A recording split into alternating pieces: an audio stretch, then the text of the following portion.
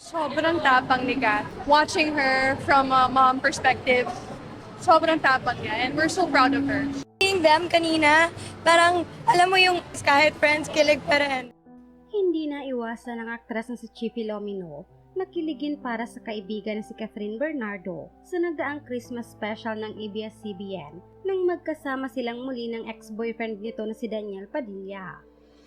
Matapos ang naganap na event ng ABS-CBN, ay hindi pa rin makamove on ng marami dahil sa pagsasama ngang muli ng dating magkasintahang Daniel at Catherine at bagamat makikita ang pagkailang sa isa't isa, ngunit mapapansing masaya ang dalawa na makita sila ng kanilang mga fans na magkasama.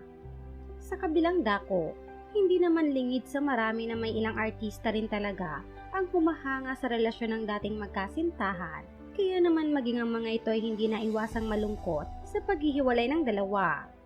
Kaya naman ang magsama nga ang mga ito sa nasabing event at usap-usapan ding tila magkakaroon ng comeback ang dalawa dahil di umano sa panunuyo ni Daniel kay Catherine, nahinga ng reaksyon ng ilan sa mga kaibigan ng aktres patungkol dito. Isa na nga dito si Chi Filomeno na hindi na itago ang kilig para sa dating magkasintahan.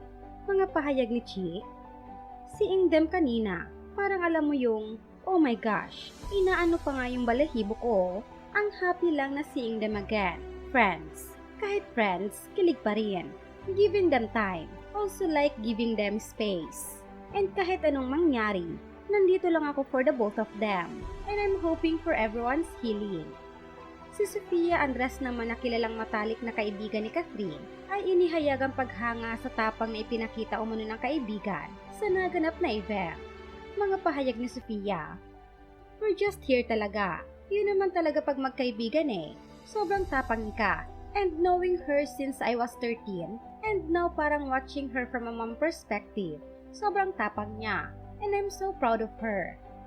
Samantala, matapos nga ang naganap na event ay pinag-usapan ng marami ang pagbura ni Daniel ng kanyang official statement patungkol sa hiwalayan nila ni Catherine at tanging ang katagang ikaw at ako ang iniwan nitong caption.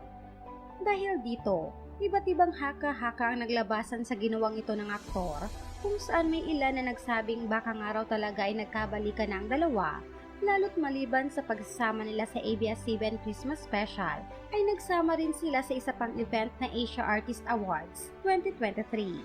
Kaya maaaring nagkaroon umano ng mas mahabang oras si Daniel upang kausapin at suyuin ang dating girlfriend.